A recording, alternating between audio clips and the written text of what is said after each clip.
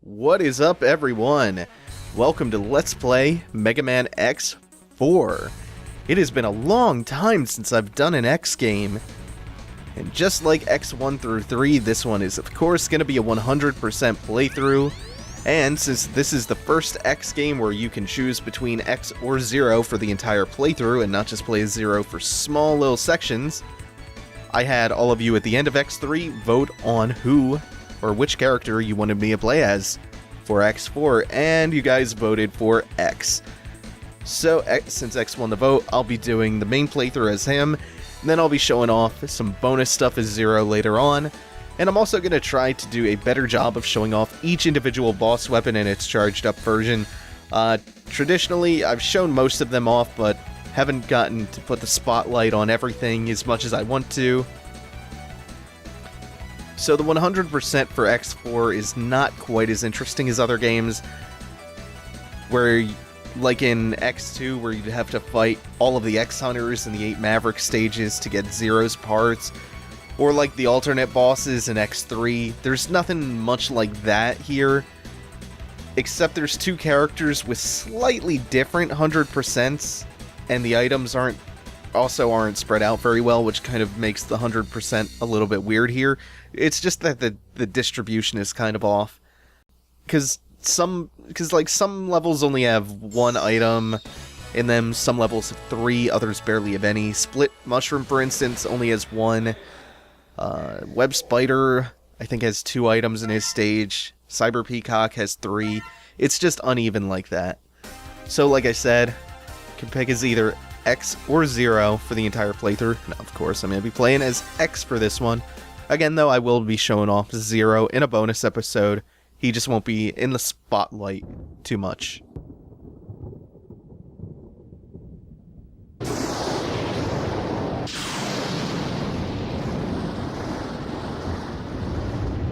It's about the Maverick Hunters, General. They are far too eager to please the humans and continue to hunt down the Reploids. Do you believe they pose a significant threat? Perhaps. You already know the truth, General. Their sole mission has been to destroy any Reploids who fail to do as the humans order. It's in your best interest to stop them now, before they turn on you. You possess enough power to destroy them!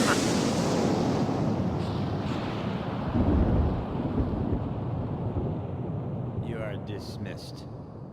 What? I will not betray the humans. Remove yourself from my sight. My business with you has concluded. Very well. But you will change your mind soon, I assure you.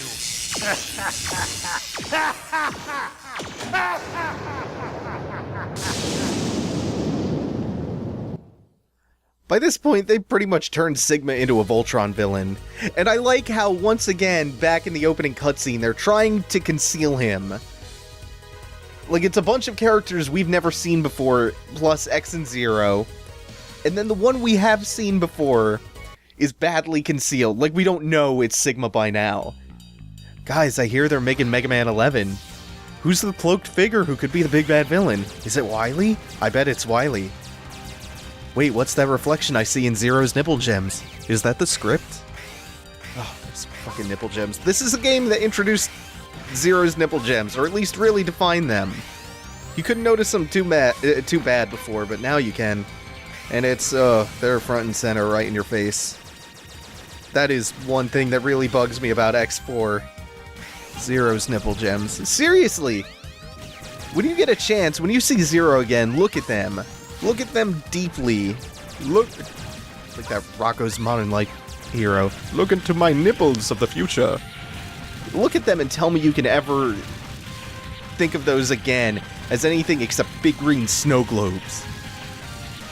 They're big nipple analogs, just like the Joel Schumacher Batman costume. You can milk oil out of those. Or gross robot goo from Metal Gear. Just milk all that robot juice. So, oh, I love this line. A sea of flames. Many people will perish. Oh well, there, fuck off. Also, what was Dragoon doing here? A character who we know nothing about?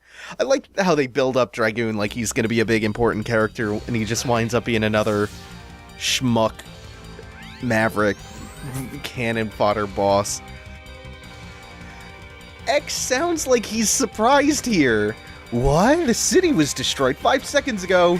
He was pretty certain that the city was going to be bathed in flame. It was going to be turned into a sea of flames. No continuity there. Oh, man. So in X4 is where they started to get a lot more in your face with the story, with those really extravagant animated cutscenes. They're cool-looking cutscenes, but you're gonna see a few cutscenes, I promise, where you'll realize how ruined they are by the voice acting.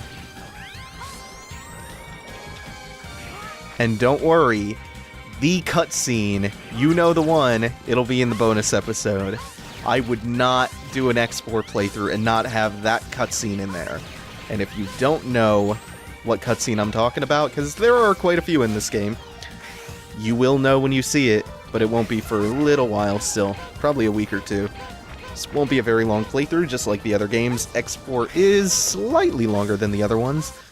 This is something I really don't like about X4 that they unfortunately carried on throughout the rest of the X series after this. Big, flashing, obnoxious red warning sign. Like, you don't need that. So this boss is a chump. He has a couple different breath attacks. There's one. Hopefully he gets to use a couple of them. Yeah. Well, while he is doing nothing except being cannon fodder, I was talking about the voice acting, and yeah, the voice acting is pretty atrocious. You can hear X in the background yelling, and he sounds like like a child who has just inhaled a balloon full of helium. Take this! It's not over yet! Oh, that's Zero. It's not over yet! Just awful. It ruins a lot of parts of the game. This seems to be a running theme with this era of Capcom games. It's terrible, terrible voice acting that makes otherwise kind of forgettable scenes ascend to legendary status. Like the infamous one in Devil May Cry. I should have been the one to fill your dark soul with light! Light!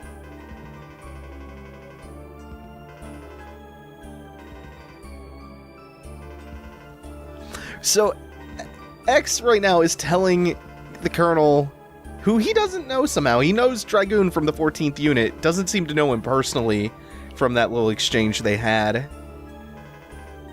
But he hasn't heard of the Colonel of the Replaforce, the army of robots. So X is telling him to calm down, but at the same time, here he's going, you're going to be regarded as a maverick unless you surrender your weapon and come with me. Colonel of the Replaforce? Escalate immediately to police brutality, basically. Yeah. And then, you know what else I really like as far as villainy goes? Oh, I'll talk about it after the cutscene coming up. Hold on. Brave soldiers of Replaforce, we have all been wrongfully judged as mavericks by the humans. We cannot suffer this indignity and live in disgrace. We will build our own nation of Reploids. But remember, this is neither about insurrection nor rebellion against our human creators. This is about our liberty and security. We must battle for our own individual rights and our own survival. Together we will build our nation, a sanctuary for all Reploids, our own utopia. Let us forge onward towards a new golden era for the Replaforce. I too share the general sentiment. Take heed, we have no other choice. Let us fight valiantly, with courage and pride, without fear, for we are the Replaforce. The most powerful army in history!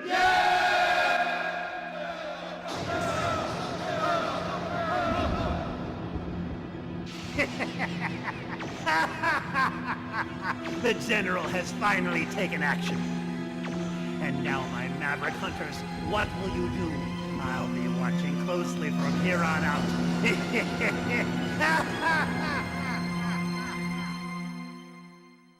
X4 is around the time where the plot really starts going in some extremely silly directions. It's not quite where the continuity splits off and everything goes bonkers like in the Zero series, but we're setting foot on some rich soil with stupid gas that's just bubbling up and erupting through the ground. We're getting into that territory. So what I love about that, when you think about it in terms of the context from the previous cutscene that happened not even like 5 minutes ago, where Sigma walks away from his meeting with the general going, "You'll change your mind soon," and then laughing fucking maniacally. I love that. I love that. I love Sigma, or what he turns into.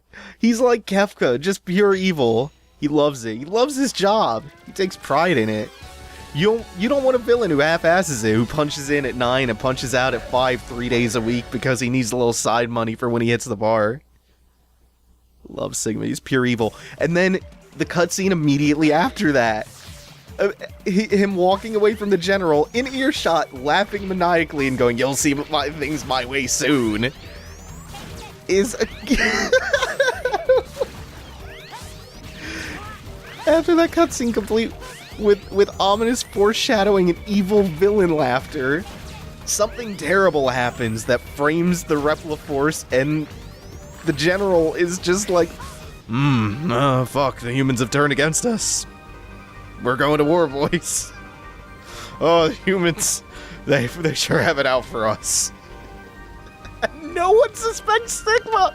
Nobody suspects Sigma, who is the source of all known mischief in the universe. I love it. I love how silly that is.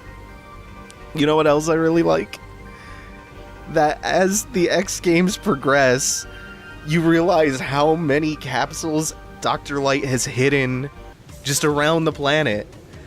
I just love the idea that Dr. Light traveled the Earth building dozens and dozens of capsules in the hopes that X might pass through on the way to prevent a Maverick apocalypse, instead of just programming all this stuff into X in the first place. It gets more and more silly because it just goes more and more towards the extreme of every game there's a new set of 4 capsules. And that winds up with, I don't remember the capsules in X 7 and 8. I'm pretty sure every game has the standard 4 capsules. X 7 and 8 are terrible though, so my memory of those is fuzzy and I have never 100%ed those two. But that's 32 goddamn capsules, right? 8, 16, 24, 32? Yeah. Like, Dr. Light spent his dying days just traveling the Earth building these goddamn capsules. It's out of control. In the best way possible, though. Oh. Sometimes the hover screws me up. I didn't explain how the boots work, and I don't know if I'm going through the text bubbles too quickly for you guys to pick up on it. So we got the first upgrade already. This is the only thing we're going to be able to get in Web Spider stage. We'll come back here later after we've defeated Dragoon, because we need... Since everything is going to be wood around here, wood and dirt, we're going to need his fire weapon in order to set something on fire to get the heart capsule in this level later. Why did the other fish blow up? I'm just going to go off on that tangent real quick before I explain the boots. Why did he explode with the door? I don't know, we linked our soldiers with the doors to make them more effective in combat. We like that Bluno guy from Cypherpole 9 that thought, sure, it'd be cool for our guys. The engineers really never got around to perfecting that technology that lets them use air door. Oh man, how sick would it be if Megaman developed Gear Second? Ah, shit! Also, killer bees. There's so many killer bees here. The Mavericks are outsourcing their labor to China to build more effective killer bee robots. Those stories are horrific. What was it? As of like July, killer bees near, I want to say Hong Kong, had killed like 40 people or something. All of those facts are probably wrong.